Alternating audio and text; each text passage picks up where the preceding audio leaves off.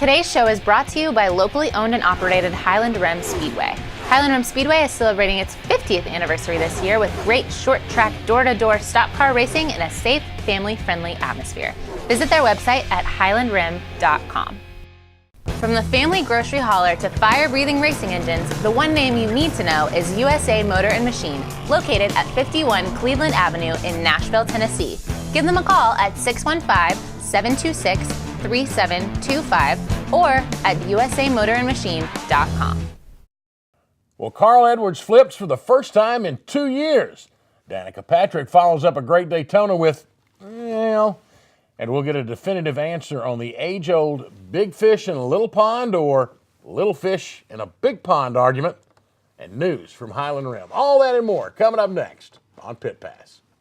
Bandwidth for today's show is brought to you by SoftLayer.com. We love SoftLayer here at Talkapolis. They are the greatest hosting company ever. They make everything easy. Check out their website at SoftLayer.com. Thanks again for sponsoring the show. Jeff Meeks and Chris Austin invite you to watch your favorite sports event at the Batter's Box at 43 Hermitage Avenue in Nashville, Tennessee. The Batter's Box offers shuttle service to all Titans home games. It's a great place for friends to gather for the game and after the game. So check out the Batter's Box Bar and Grill, and thanks again for sponsoring the show. Microcasting for your city. Talkapolis.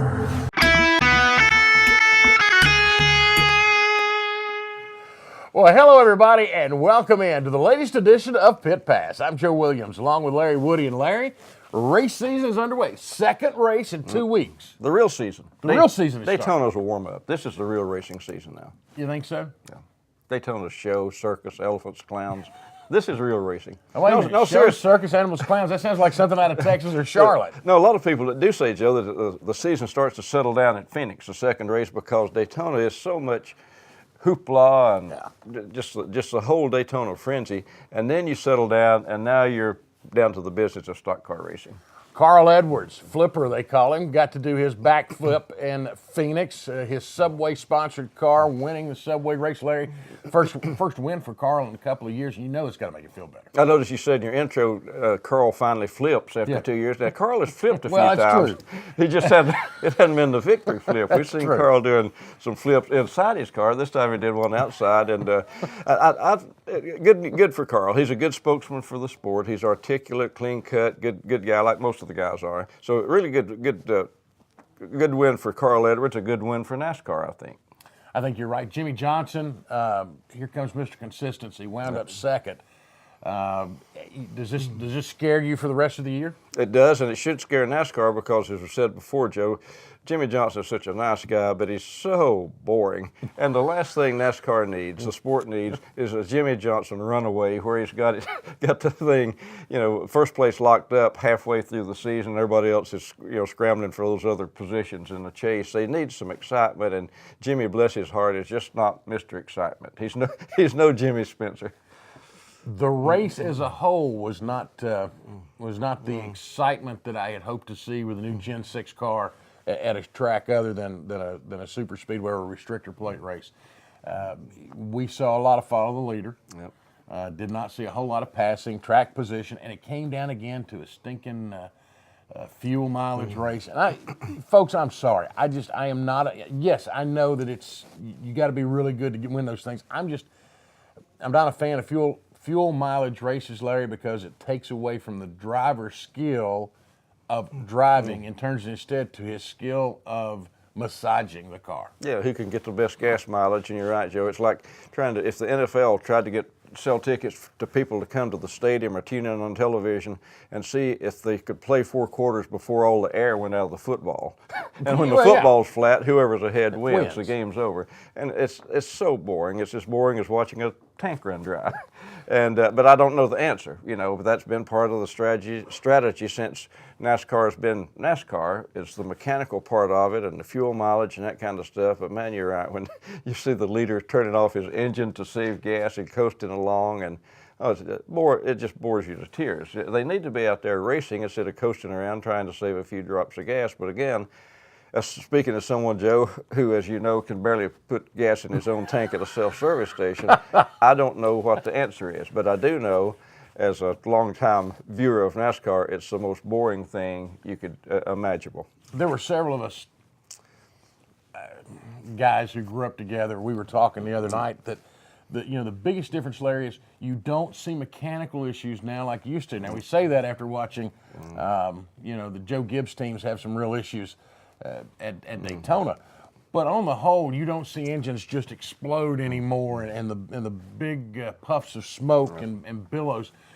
Is it possible that mechanically these cars are so good that, when that happens, it's like, wow, it used to be, it was like, oh, well, we blew through three engines, 3 liters went down. Another engine's blown. Yeah, but now it's a true rarity. Joe, we've got race fans that are tuning in, you fans who don't know what a blown engine is. Well, that's probably true. And as you say, we used to, it was almost a matter of course, every few laps you'd have somebody going out with a blown engine.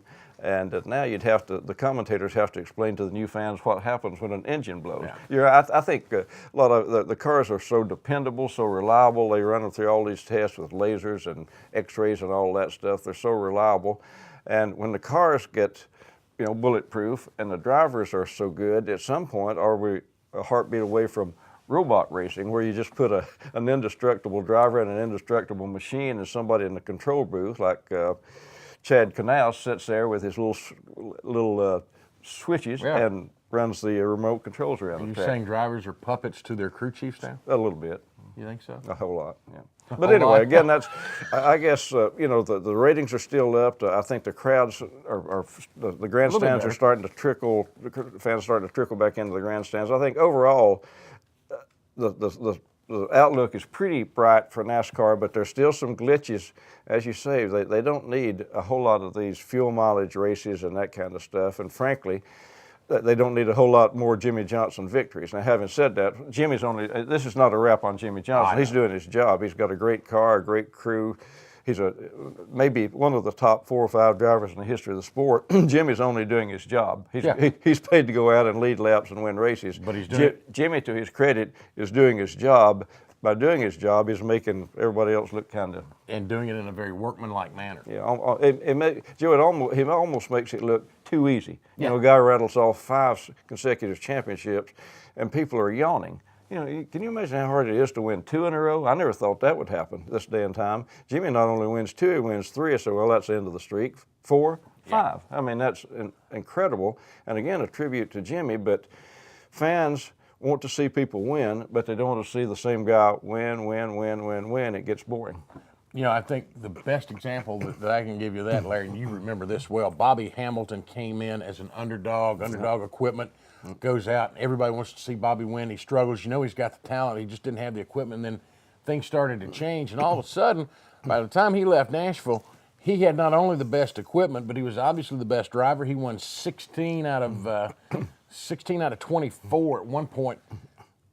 And all those cheers became jeers. Same way with Sterling Marlin. Yeah, Sterling's another good example. Sterling was so dominant for so long that even Sterling fans, they continued to cheer Sterling, but you could tell they'd like to see somebody once in a while get up and race Sterling for some of those wins that he was rattling off. So again, not a knock on Jimmy Johnson. He's almost too good for NASCAR's good, is what it comes down to. Let's take a look at the top 5 finishers and a couple of others that are interesting that came out of Phoenix. Of course, we talked about Carl Edwards winning. Second was Johnson. Denny Hamlin finished 3rd. Keselowski was 4th. Earnhardt Jr., another consistent finish in 5th. My man. Yes, 2nd in points now. Danica Patrick went from the pole and a top 10 run to starting 40th and finishing 39th. Who? Yeah. In fairness to Danica, she lost a right front tire that was very obvious. And I'm telling you, that's one of the hardest licks, Yeah. Thank God for safer barriers, because Larry, if she had hit that wall without a safer barrier, anybody would have been hurt. Joe, I was really worried for a minute. I've seen one effect of Danica being in NASCAR. When she first came in, when she would hit the wall, she would immediately take her hands off the wheel, put them up to her chest. She learned that from open wheel racing because those wheels take the car takes such a lick, and the wheel can twist and break your hands or wrist.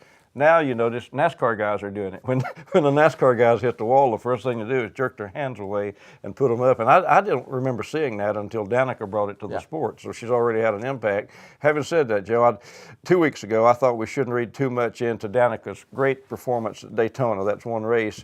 On the flip side now, I don't think we should read too much into her terrible performance at Phoenix, because that's just one race. I think we're going to have to wait a few more races down the line to see how she's going to fare in the in the big leagues this You want year. to see her whole body of work. Well, so to speak. no pun intended, but Yeah. you're right. I really didn't, actually. Denny Hamlin makes a great big bonsai move on the last lap to take third. I thought that was maybe the most excitement of the race. Yeah. Went down in the apron. He did. Of course, they've got that huge apron. Everybody's talking about the shortcut. He took it. In the old days, if you weren't running in the grass with your left wheels, you weren't racing. Exactly. That's why the good Lord made grass down there to race through, so of course use it. One other thing that happened Sunday, and we haven't seen it in a couple of years because Carl hasn't won, but Carl comes out, does his backflip.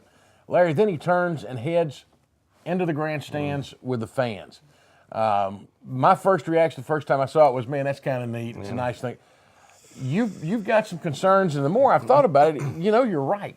But you've got some concerns. Major concerns. I don't have any problem with the backflip. If Carl can do it, great. It's good. It makes a good photo opportunity, and he's only risking his neck. When Carl goes into the stands, and this is, there are adult beverages partaken of during a NASCAR race, and some of those fans, when Carl goes wading in there, aren't Carl Edwards fans. You remember a few years ago when he and Keselowski had their little sit-to, and man, Carl didn't want to be anywhere near about half those grandstands after it's over. And Joe, again, it's not necessarily a knock on NASCAR because people at Titans, fans at Titans games drink just as many beverages, if not more, than people at NASCAR fans, and it wouldn't be a good idea for an opposing player to go into the grandstands at LP Field or any other major sports event after a race, because all those people are not fans of Carl Edwards. Some of them don't like Carl Edwards, and some of them might resent how Carl Edwards just got through racing their favorite driver or beating their favorite driver, and all it takes would be one kind of over enthusiastic fan to come up and give Carl a push, or give a fan of Carl Edwards a push, and then all his buddies jump in, his buddies jump in, and all at once you've got a major melee. And it's just, I'm surprised NASCAR takes that chance. They're asking for trouble if they keep doing it, and they should. It's absurd for NASCAR to open that gate and let a driver climb into those grandstands in the immediate emotional aftermath of a race. It's going to be big trouble if they keep it up. And we'll probably learn that the first time we have the end of a NASCAR race look like a soccer game. Now, the first time somebody who's not a Carl Edwards fan punches Carl in the nose for wrecking his favorite driver to win the race, and as I say, then all those other fans, all those battling T-shirts pile in, it's going to be trouble.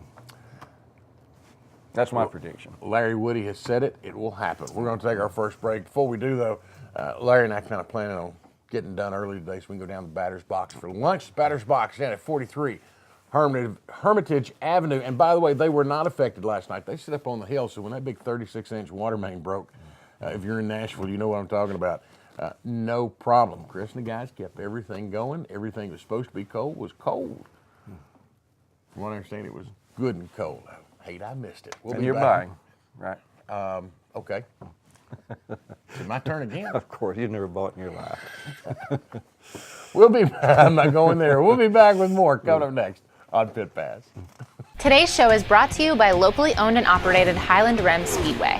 Highland Rim Speedway is celebrating its 50th anniversary this year with great short track door-to-door stock car racing in a safe, family-friendly atmosphere. Visit their website at highlandrim.com.